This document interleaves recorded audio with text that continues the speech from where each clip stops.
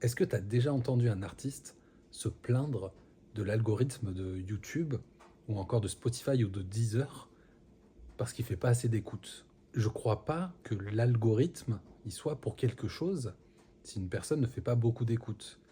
Un artiste, en général, il se remet en question et il se dit ok, je fais pas beaucoup d'écoute, bah finalement peut-être que ça plaît pas. Ou en tout cas, j'ai pas trouvé mon public. Il remet pas la faute sur l'algorithme. Et là, moi, de mon côté, ça fait plusieurs semaines, voire même plusieurs mois, que je vois des utilisateurs, des créateurs sur TikTok, sur LinkedIn, sur YouTube, se plaindre de l'algorithme et dire ah, je sais pas vous, mais moi, mon reach, donc mon nombre de vues a diminué. Euh, L'algorithme me boude, l'algorithme me fait la gueule. Je crois que j'ai un problème. Est-ce que vous ressentez une baisse sur vos vues, etc.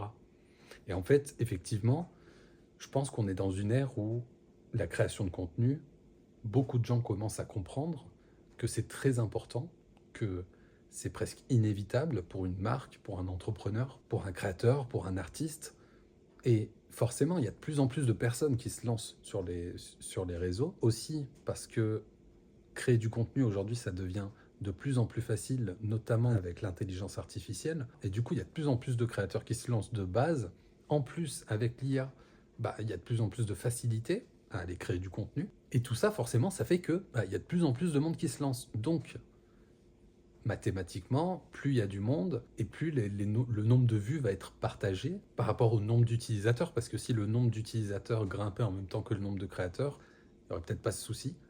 Mais en tout cas, il faut se dire que c'est jamais de la faute de l'algorithme. Parce que je vois vraiment beaucoup trop de gens se plaindre de l'algorithme, alors que finalement, si leur contenu ne fonctionne pas ou s'il y a une baisse de vue, la plupart du temps, c'est parce que leur contenu n'est pas bon.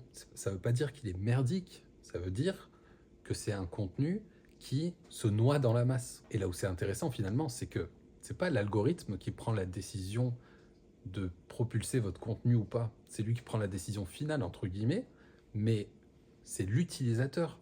Et j'en reviens à mon exemple du tout début avec les artistes, c'est que c'est pas l'algorithme qui décide ou non que leur musique soit écoutée, c'est les utilisateurs. Et c'est exactement pareil sur les réseaux sociaux. Et ça, il faut vraiment se le dire. Quand on publie du contenu, on ne publie pas du contenu pour un algorithme, on publie du contenu pour des humains, simplement. Et en fait, publier pour des humains, c'est aussi essayer de comprendre comment ils fonctionnent et pas essayer d'aller comprendre comment fonctionne l'algorithme. Parce que je vois beaucoup de personnes qui essaient de nous expliquer comment fonctionnent les algorithmes, ce qui est le mieux ou pas, à quelle heure il faut publier, ce qu'il faut mettre une photo carrée ou rectangle. Certes, il y a des codes, encore que bah, parfois on arrive sans les codes et on explose tout et c'est du génie.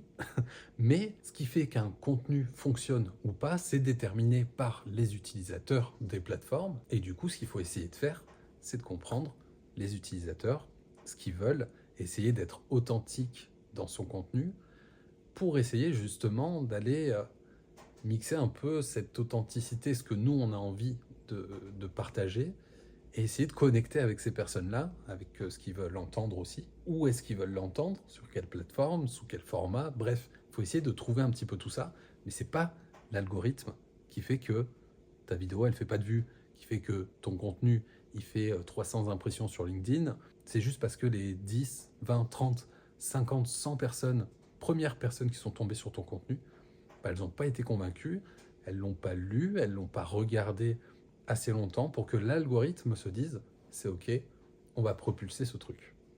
Voilà, je crois que c'est déjà pas mal. On a déjà quelques informations sur l'algorithme.